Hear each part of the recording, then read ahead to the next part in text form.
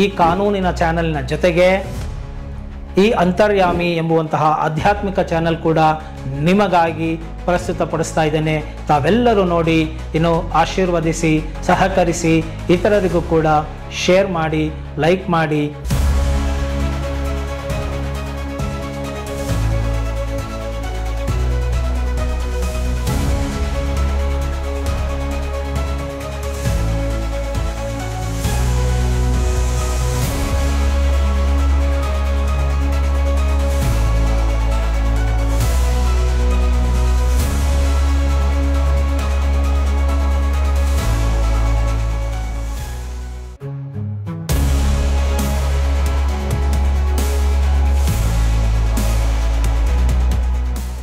ನಮಸ್ಕಾರ ವೀಕ್ಷಕರೇ, ನಾನು ನಿಮ್ಮ ಮಂಜುನಾಥ್ ಅಡ್ವೊಕೇಟ್ ಹಾಗೂ ಅಧ್ಯಾತ್ಮ ಚಿಂತಕರು ಮಾತಾಡ್ತಾ ಇರೋದು.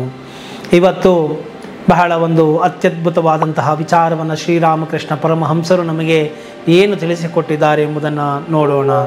ನೋಡಿ, ಎಲ್ಲ ಮಾರ್ಗಗಳು ಸರ್ವಧರ್ಮ ಸಮನ್ವಯಾಚಾರಿ ಎಂದೇ ಶ್ರೀರಾಮಕೃಷ್ಣ ಪರಮಹಂಸರನ್ನು ನಾವು ಕರೆಯುತ್ತೇವೆ. ಅಂದರೆ ಎಲ್ಲ ಮಾರ್ಗಗಳಲ್ಲೂ ಕೂಡ ಸಾಧನೆಯನ್ನು ಮಾಡಿ ಸಿದ್ಧಿಯನ್ನು ಪಡೆದುಕೊಂಡಂತಹವರು ಶ್ರೀರಾಮಕೃಷ್ಣ ಪರಮಹಂಸರಾಗಿದ್ದಾರೆ.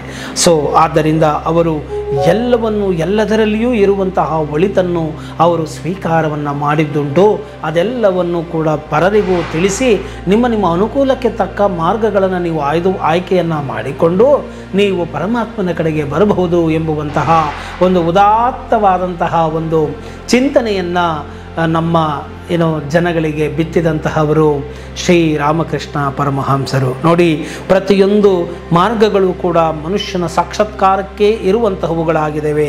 ಎಲ್ಲ ಧರ್ಮಗಳಲ್ಲಿಯೂ ಕೂಡ ಸತ್ಯವನ್ನೇ ಹೇಳಲಾಗುತ್ತದೆ ಮತ್ತು ಮುಖ್ಯವಾದಂತಹ ಕರ್ತವ್ಯಗಳನ್ನು ಕೂಡ ಹೇಳಲಾಗಿದೆ. ಮತ್ತು ಪ್ರತಿಯೊಂದು ಧರ್ಮಗಳಲ್ಲಿಯೂ ಕೂಡ ಅಥವಾ ಪ್ರತಿಯೊಂದು ಮಾರ್ಗದಲ್ಲಿಯೂ ಕೂಡ ಏನಾದರೂ ಒಂದು ಕೊರತೆಗಳು ಅಲ್ಪ ಸ್ವಲ್ಪ ಮಟ್ಟಿಗೆ ಇರುವುದುಂಟು. ಆದರೆ ಅದು ಆ ಒಂದು ಸಾಧಕನ ಒಂದು ಮನಸ್ಥಿತಿಗೆ ಮೇಲೆ ನಿಂತಿರುತ್ತದೆ. ಆ ಸಾಧಕನ ಮನಸ್ಥಿತಿಯನ್ನು ಅರಿತುಕೊಂಡು ಆ ಮನಸ್ಥಿತಿಗೆ ತಕ್ಕ ಹಾಗೆ ನೀವು ಆ ಒಂದು ಮಾರ್ಗಗಳನ್ನು ಆಯ್ಕೆ ಮಾಡಿಕೊಂಡು ನೀವು ನಿಮಗೆ ಸುಲಭವಾದಂತಹ ಸರಳವಾದಂತಹ ವಿಧಾನದಲ್ಲಿ ನೀವು ಸಹಜವಾಗಿ ನೀವು ಯಾವುದನ್ನು ಸುಲಭವಾಗಿ ಮಾಡಬಲ್ಲರೋ ಅಂತಹ ಮಾರ್ಗದ ಮುಖಾಂತರ ನೀವು ಹೋಗಿದ್ದಾದಲ್ಲಿ ನಿಮಗೆ ಈ ಒಂದು ಆತ್ಮ ಸಾಕ್ಷಾತ್ಕಾರವು ನಿಮಗೆ ಬೇಗ ಶೀಘ್ರಗತಿಯಲ್ಲಿ ದೊರಕುತ್ತದೆ ಎಂಬುವಂತಹ ಒಂದು ಭರವಸೆಯನ್ನು ಕೂಡ ಶ್ರೀರಾಮಕೃಷ್ಣ ಪರಮಹಂಸರು ನಮಗೆ ತಿಳಿಸುತ್ತಾರೆ. ನೋಡಿ, ಪ್ರತಿಯೊಂದು ಧರ್ಮಗಳಲ್ಲಿಯೂ ಕೂಡ ಕೊರತೆಗಳು ಉಂಟು. ಮತ್ತು ನಮ್ಮ ಗಡಿಯಾರನೇ ಸರಿಯಾಗಿ ನಡೀತಾ ಇದೆ ಅಂತ ಹೇಳೋಕ್ಕಾಗೋದಿಲ್ಲ. ಒಂದೊಂದು ವಾಚು ಕೂಡ ಒಂದೊಂದು ನಿಮಿಷ ಅಲ್ಲಿ ಇಲ್ಲಿ ತೋರಿಸಿರುತ್ತೆ ಹೊರತು ತುಂಬ ವ್ಯತ್ಯಾಸಗಳು ಏನು ಕಂಡು ಬರೋದಿಲ್ಲ. ಹಾಗೆಯೇ ಪರಮಾತ್ಮನಲ್ಲಿ ನಮಗೆ ತುಂಬ ವ್ಯಾಕುಲತೆಯು ಉಂಟಾಗಬೇಕು. ಪರಮಾತ್ಮನಲ್ಲಿ ವ್ಯಾಕುಲತೆ ಉಂಟಾದಾಗ ತಾಯೇ ನಿನ್ನನ್ನು ನೋಡದೆ ಇರಲಾರದು, ಈ ಒಂದು ದಿನ ಕಳೆದು ಹೋಯಿತು, ನಿನ್ನ ಪಾದ ಪದ್ಮಗಳಲ್ಲಿ ನನಗೆ ಭಕ್ತಿ ಬರುವಂತೆ ಮಾಡು, ಅನುಗ್ರಹಿಸು, ನಿನ್ನ ದರ್ಶನವನ್ನು ನೀಡು, ನೀನಿಲ್ಲದೆ ಇರಲಾರೆ, ನಾನು ನಿನ್ನ ಮಗುವಾಗಿದ್ದೇನೆ, ನನಗೆ ಹಸಿವಾಗ್ತಾ ಇದೆ, ಬಂದು ನನಗೆ ಊಟ ಮಾಡಿಸು ಅಂತ ಹೇಳಿ ಆ ಒಂದು ವ್ಯಾಕುಲತೆಯು ನಿಮಗೆ ಆಗಿದೆ. ಆದರೆ ತಾಯಿಯನ್ನು ನೋಡಲೇಬೇಕೆಂಬಂಥ ವ್ಯಾಕುಲತೆ. ಹೇಗೆ ಆಟ ಸಾಮಾನುಗಳನ್ನು ಬಿಸಾಡಿದ ಮಗುವು ತಾಯಿಯನ್ನೇ ಬಯಸಲು, ತಾಯಿಯೇ ಊಟ ಮಾಡಿಸಬೇಕು ಅಂತ ಹೇಳಿ ಕೂಗಿ ಅರಚಿ ರಂಪಾಟ ಮಾಡುತ್ತದೋ ಹಾಗೆ ನೀವು ಪರಮಾತ್ಮನಲ್ಲಿ ವ್ಯಾಕುಲತೆಯನ್ನು ತುಂಬಿಕೊಂಡಿದ್ದಾದಲ್ಲಿ ಆತನ ದರ್ಶನವು ನಿಮಗೆ ಕಟ್ಟಿಟ್ಟ ಬುತ್ತಿಯಾಗುತ್ತದೆ ಎಂಬುದನ್ನು ಇಲ್ಲಿ ತಿಳಿಸ್ತಾರೆ. ಮತ್ತು ಹೀಗೆ ಭಗವಂತನ ಒಂದು ನಿಯಮಗಳನ್ನು ಮಾಡಬೇಕು, ಹೀಗೆ ಪೂಜೆ ಮಾಡಬೇಕು, ಹೀಗೆ ಮಂತ್ರೋಚ್ಚಾರಣೆಯನ್ನು ಮಾಡಬೇಕು, ಈ ರೀತಿಯಿಂದಲೇ ನೀವು ಪೂಜಾ ಕೈಂಕರ್ಯಗಳನ್ನು ಮಾಡಬೇಕು. ಇದು ವ್ರತ ನಿಯಮಗಳು, ಆಚರಣೆಗಳು, ನಿಯಮಗಳು, ನಿಷ್ಠೆಗಳು ಎಂಬುದಾಗಿ ಉಂಟು. ಇದು ಯಾವುದು ತಪ್ಪು ಅಂತ ನಾನು ಹೇಳ್ತಾ ಇಲ್ಲ. ಅದೆಲ್ಲವನ್ನು ಕೂಡ ಅಚ್ಚುಕಟ್ಟಾಗಿ ಸರಿಯಾದ ನಿಟ್ಟಿನಲ್ಲಿ ಮಾಡಿಕೊಂಡು ಹೋದರೆ ಖಂಡಿತವಾಗಿಯೂ ಶೀಘ್ರಗತಿಯಲ್ಲಿ ನಿಮಗೆ ಸಿಗಬೇಕಾದಂತಹ ಫಲಗಳು ಸಿಗುತ್ತದೆ. ಆದರೆ ಇದು ಯಾವುದೂ ತಿಳಿಯದಂತಹ ಅವರು ಏನು ಮಾಡಬೇಕು, ನನಗೆ ಭಕ್ತಿ ಇಲ್ಲ, ಜ್ಞಾನ ಇಲ್ಲ, ಏನೂ ನನಗೆ ತಿಳುವಳಿಕೆ ಇಲ್ಲ, ಹೇಗೆ ಪೂಜೆ ಮಾಡಬೇಕು ಗೊತ್ತಿಲ್ಲ ಅಂತಂದರೆ ಏನು ಮಾಡಬೇಕು ಅಂತವರು ಅಂದರೆ ಅವರಿಗೂ ಕೂಡ ಪರಮಾತ್ಮನು ಒಲಿಯುತ್ತಾನೆ. ನೋಡಿ, ಮಂತ್ರಗಳನ್ನು ಸ್ಫುಟವಾಗಿ, ಸರಳವಾಗಿ, ಸುಲಲಿತವಾಗಿ ಹೇಳುವಂತಹ ಪಾಂಡಿತ್ಯನಿಗೆ ಹೇಗೆ ತಾಯಿಯು ಹೊಲಿಯುತ್ತಾಳೋ ಹಾಗೆ ತೊದಲು ನುಡಿಗಳಿಂದ ಅಮ್ಮ ಎಂದು ಕರೆಯಲು ಬರದಂತಹ ಮಗುವಿನ ತೊದಲು ನುಡಿಯ ಮಾತಿಗೂ ಕೂಡ ತಾಯಿಯು ಹೋಗೊಡುತ್ತಾಳೆ. ಹಾಗೆಯೇ ನಿನಗೆ ವ್ಯಾಕುಲತೆಯು ಎಷ್ಟು ಪ್ರಮಾಣದಲ್ಲಿದೆ ಎಂಬುದನ್ನು ಆ ತಾಯಿಯು, ಆ ಜಗನ್ಮಾತೆಯು ಮತ್ತು ಆ ಪರಮಾತ್ಮನು ನೋಡುತ್ತಾನೆಯೇ ಹೊರತು ನಿನ್ನ ಬಾಹ್ಯವಾದಂತಹ ಆಡಂಬರಗಳು, ಶಿಷ್ಟಾಚಾರ, ಕಟ್ಟುನಿಟ್ಟಿನ ವ್ರತಗಳು, ನಿಯಮಗಳು ಇವುಗಳಲ್ಲ. ಹಾಗಾದರೆ ಅದು ಮಾಡಬಾರದ, ಖಂಡಿತ ಮಾಡಬೇಕು. ಅದನ್ನು ತಿಳಿದು ಮಾಡಿದರೆ ಒಳ್ಳೆಯದು. ಬಟ್ ಆದರೆ ಅದ್ಯಾವುದೂ ನನಗೆ ಗೊತ್ತಿಲ್ಲ ಅಂತ ಹೇಳಿ ಕೊರಗಬೇಡ. ಹೇಗೆ ತೊದಲು ನುಡಿಯುವ ಮಗುವಿನ ಮಾತಿಗೂ ಕೂಡ ಅಳುವಿಗೂ ತಾಯಿಯು ಹೇಗೆ ಸ್ಪಂದಿಸುತ್ತಾಳೋ ಹಾಗೆ ನಿನ್ನ ಆಂತರ್ಯದಲ್ಲಿ ನಿನಗೆ ಆ ವ್ಯಾಕುಲತೆ ಉಂಟಾಯಿತು, ಪರಮಾತ್ಮನನ್ನು ನೋಡಬೇಕು ಎಂಬಂಥ ವ್ಯಾಕುಲತೆ ಉಂಟಾಯಿತು ಅಂದಿದ್ದೆ ಆದಲ್ಲಿ ಖಂಡಿತವಾಗಿಯೂ ನಿನ್ನ ಆತ್ಮಿಕವಾದಂತಹ ಮೊರೆಯನ್ನು ಆ ಜಗನ್ಮಾತೆಯು ಕೇಳಿಸಿಕೊಳ್ಳುತ್ತಾಳೆ, ನಿನಗೆ ದರ್ಶನವನ್ನು ಒಯ್ಯುತ್ತಾಳೆ ಎಂಬುವಂತಹ ಮಾತನ್ನು ಶ್ರೀರಾಮಕೃಷ್ಣ ಪರಮಹಂಸರು ನಮಗೆ ಇಲ್ಲಿ ತಿಳಿಸಿಕೊಡ್ತಾರೆ. ನೋಡಿ, ಹೇಗೆ ತಂದೆಗೆ ಹಲವಾರು ಮಕ್ಕಳುಗಳು ಇರ್ತಾರೆ. ಆ ಮಕ್ಕಳುಗಳಲ್ಲಿ ಒಬ್ಬನು ಅಪ್ಪ ಎಂದು ಸ್ಪಷ್ಟವಾಗಿ ಕರೆಯುತ್ತಾನೆ, ಇನ್ನೊಬ್ಬ ಕೇವಲ ತೊದಲು ನುಡಿಯುತ್ತಾ ಪ ಪ ಪ ಅಂತ ಅನ್ನುತ್ತೆ. ಹಾಗೆ ಅಂದಾಗ ಆದರೂ ತಂದೆಗೆ ತಿಳಿಯುವುದು ಆ ಮಗು ನನ್ನನ್ನೇ ಕರೆಯುತ್ತಿದ್ದಾನೆ ಎಂದು. ಆದ್ದರಿಂದ ನೋಡಿ, ಶ್ರೀರಾಮಕೃಷ್ಣ ಪರಮಹಂಸರು ಹೇಗೆ ಎಲ್ಲವನ್ನೂ ಕೂಡ ವಿಮರ್ಶೆ ಮಾಡಿದ್ದಾರೆ ಅಂತ ಹೇಳಿ. ನಾವು ಅಂದ್ಕೊಳ್ತೀವಿ ಇವತ್ತು ಈ ಒಂದು ತಂಬಿಗೆಯನ್ನು ತೊಗೊಂಡು ಬಂದರೆ ನಮ್ಮಲ್ಲಿ ಆಚರಣೆಗಳಲ್ಲೇ ದೊಡ್ಡ ಮಾರಕ. ಇದನ್ನು ತೊಗೊಂಡು ಬಂದರೆ ಈ ಕೈಯಲ್ಲಿ ಇಡ್ಕೋಬೇಕು, ಬಲಗೈಲೇ ಇಡ್ಕೋಬೇಕು, ಎಡಗೈಲೇ ಇಡಬೇಕು, ಇದು ಬಲಗೈಲಿ ಇಡಬೇಕು, ಇದು ಎಡಗೈಲಿ ಇಡಬೇಕು, ಇದು ಬಲಗಡೆ ಇರಬೇಕು, ಇದು ಎಡಗಡೆ ಇರಬೇಕು, ಇದನ್ನು ಚಂಬನ್ನು ಹೀಗೆ ತಗೊಳ್ಬೇಕು, ಹೀಗೆ ಮಾಡಬೇಕು, ಹೂವನ ಹೀಗೆ ಇಡ್ಕೋಬೇಕು, ಹೀಗೆ ಹಾಕಬೇಕು, ಹೀಗೆ ಹಾಕಬೇಕು, ಎಲ್ಲವನ್ನೂ ಮಾಡಲಾಗಿದೆ. ಮಾಡಬಾರ್ದು, ಅದೆಲ್ಲ ಶಾಸ್ತ್ರಗಳು, ನಿಯಮಗಳು ಬೇಕು. ಆದರೆ ಅದೇ ಸಾರ್ಥಕ ಅಲ್ಲ, ಅದೇ ಅಂತಿಮ ಅಲ್ಲ.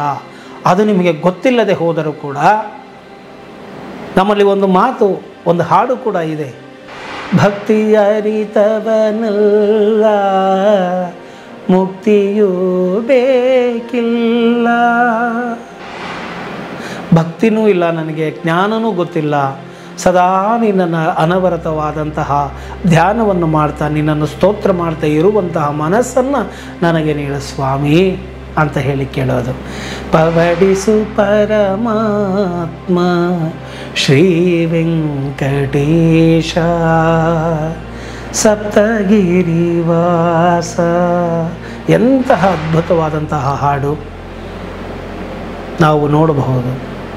ಆದ್ದರಿಂದ ಪರಮಾತ್ಮನು ನಿಜವಾಗಿಯೂ ನಿನ್ನ ಪಾಂಡಿತ್ಯವನ್ನು, ನಿನ್ನ ವೇಷಭೂಷಣಗಳನ್ನು, ನಿನ್ನ ಆಚಾರ ವಿಚಾರಗಳನ್ನು ಇವೆಲ್ಲವನ್ನು ನೋಡುವ ಬದಲಿಗೆ ನಿನ್ನ ಆಂತರ್ಯವನ್ನು, ನಿನ್ನ ಹೃದಯದಲ್ಲಿ ಪರಮಾತ್ಮನಿಗಾಗಿ ಎಷ್ಟು ವ್ಯಾಕುಲತೆ ಇದೆ, ಪರಮಾತ್ಮನನ್ನು ನುಳಿದು ಬೇರಿನ್ನೇನೂ ಬೇಡ, ಪರಮಾತ್ಮನ ಪ್ರೀತಿಯೇ ನನಗೆ ಬೇಕು ಅಂತ ಹೇಳಿ ಹೇಗೆ ನೀನು ಸಕಲ ವಿಚಾರ ವಿಷಯ ವಸ್ತುಗಳ ಕಡೆಗೆ ವಿಮುಖನಾಗಿ ಅದೆಲ್ಲವನ್ನು ತೊರೆದು ನೀನು ಪರಮಾತ್ಮನಡಿಗೆ ನಿನ್ನ ಮನಸ್ಸು ವ್ಯಾಕುಲವಾಗಿದೆ ಎಂಬುದರ ಆಧಾರದ ಮೇಲೆಯೇ ನಿನಗೆ ಪರಮಾತ್ಮನ ಒಂದು ಆಕರ್ಷಣೆ ಮತ್ತು ಪರಮಾತ್ಮನ ಒಂದು ಆತ್ಮ ಸಾಕ್ಷಾತ್ಕಾರ ದರ್ಶನವು ನಿಂತಿದೆ.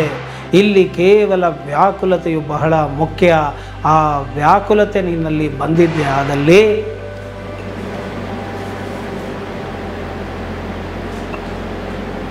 ತಾಯಿಯು ಹೇಗೆ ಶ್ರೀರಾಮಕೃಷ್ಣ ಪರಮಹಂಸರಿಗೆ ದರ್ಶನವನ್ನು ಇತ್ತಳೋ ಹಾಗೆ ನಿಮಗೂ ಕೂಡ ದರ್ಶನ ಸಿಗುವುದು ಖಂಡಿತ.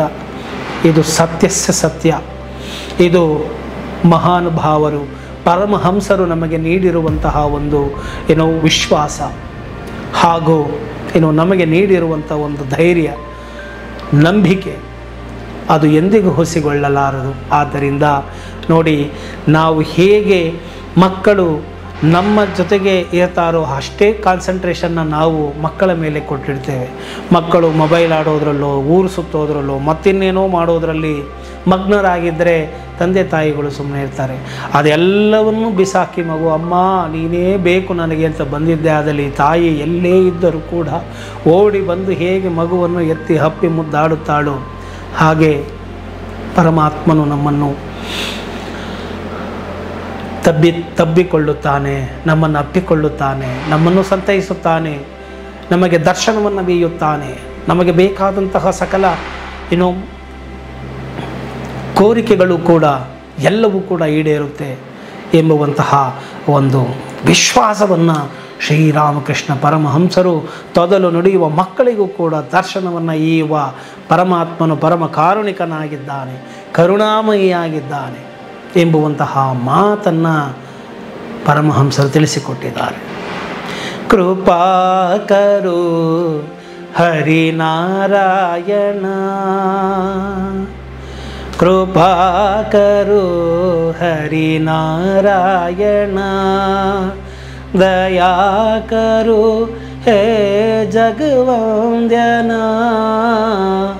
ದಯಾಕರು ಹೇ ಜಗವಂದ್ಯನ, ಕೃಪಾ ಕರೋ ಹರಿನಾರಾಯಣ, ದಯಾ ಕರೋ ಹೇ ಜಗವಂದ್ಯನ,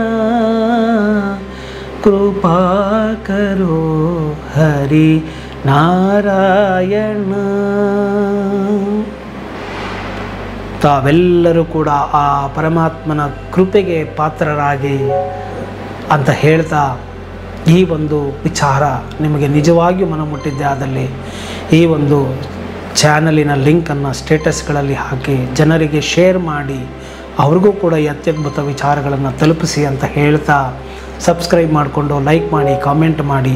ಯೂಟ್ಯೂಬ್ ರೆಕಮೆಂಡ್ ಮಾಡ್ತಾ ಹೋಗುತ್ತೆ ಮತ್ತು ಅದು ಇತರರಿಗೂ ಕೂಡ ಸಿಗುತ್ತೆ. ದಿವ್ಯವಾದಂತಹ ವಿಚಾರಗಳು ಕೊಳೆಯಲಿಕ್ಕೆ ಬಿಡೋದು ಬೇಡ, ಇತರಿಗೂ ಕೂಡ ಸೇರಲಿ ಎಂಬುವಂಥ ಮಾತನ್ನು ಹೇಳ್ತಾ ಇವತ್ತಿನ ಈ ಒಂದು ವಿಡಿಯೋವನ್ನು ಇಲ್ಲಿಗೆ ಮುಗಿಸ್ತಾ ಇದ್ದೀನಿ. ಜೈ ಹಿಂದ್, ಜೈ ಕರ್ನಾಟಕ ಮಾತೆ.